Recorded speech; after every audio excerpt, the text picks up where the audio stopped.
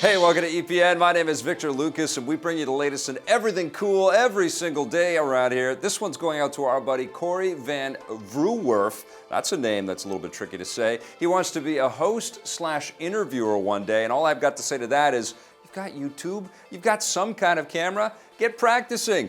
Here's your Force Crystal shout-out that you were asking for, Corey. This rundown is dedicated to you. The new Star Trek TV show is going where no man or woman has gone before. New details about the upcoming series Star Trek Discovery have come in on the Subspace channels. Speaking at the recent Television Critics Association press event, the show's producer Brian Fuller revealed that the main character this time around will be a female Starfleet officer.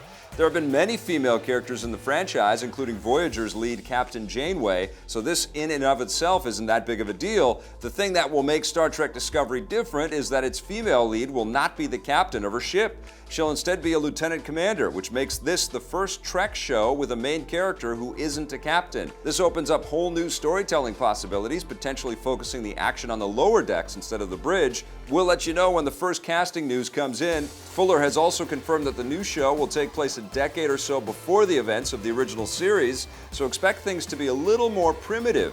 Star Trek Discovery will premiere in early 2017. Over to another huge sci-fi universe, Disney is hoping that you still got the urge to spend some money on The Force Awakens. The studio has announced an all-new 4-disc collector's edition Blu-ray of the new Star Wars film. It will include all of the content from the original Blu-ray edition that hit stores earlier this year, along with loads of new bonus content, including extra behind-the-scenes featurettes, additional deleted scenes, and a commentary track from director J.J. Abrams.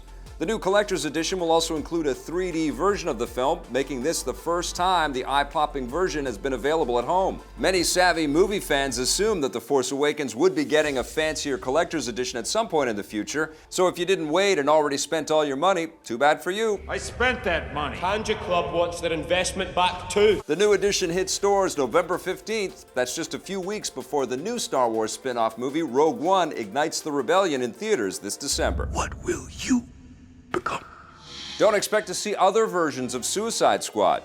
The villainous new DC movie landed in theaters last week amid rumors that Warner Brothers and director David Ayer had assembled several different cuts and then released the version that tested best with preview audiences. Since the last big DC movie, Batman vs. Superman, received an extended R-rated cut on Blu-ray, many were wondering if any of Suicide's alternate cuts would be released in the same way. Probably not. Well, we almost pulled it off. Speaking with Empire Online, David Ayer admitted that there were as many as 6 or 7 different cuts, but the one released in theaters is the final version and likely the only one that will ever see the light of day. I guess this means if you hate the movie, you always will. Watch my review in the link on your screen or in the description below to find out what I think of it.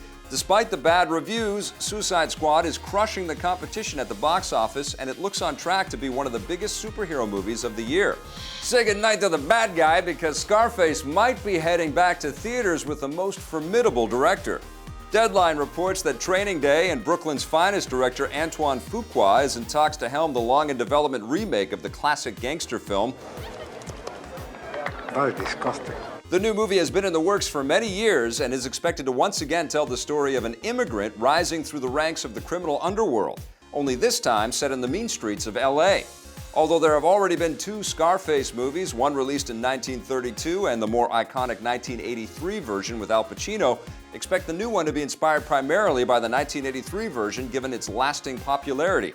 Antoine Fuqua seems like a pretty good choice to make it given his talent for directing dark crime movies. He's also no stranger to remakes. He recently made The Equalizer based on the 80s TV series, and his next film, The Magnificent Seven, is a remake of the classic 1960s Western. That opens in theaters next month. Dan, you dead? Pity. I had just ordered a drink from that man. One of the biggest directors in Hollywood might want to take a bite out of the sequel to World War Z. Variety reports that Brad Pitt wants none other than David Fincher to direct the upcoming sequel to his 2013 zombie epic. This may come as a big surprise, although the pair have previously worked together on Seven, Fight Club, and The Curious Case of Benjamin Button. Fincher usually directs smaller, more edgy projects and has traditionally stayed away from big-budget blockbusters. Variety claims that despite that, he's very interested in helming the new zombie movie and the talks are very far along. We'll let you know if Fincher officially signs on. If he does, it would be a big shot in the arm for the project. World War Z was only moderately successful, and the sequel has been stuck in development hell for several years, despite Brad Pitt's star power. We're hoping that it happens because we'd love to see what a David Fincher zombie movie looks like. And that wraps us up for the rundown, everybody. Thank you so much for watching. We'll be back again tomorrow with a brand new one.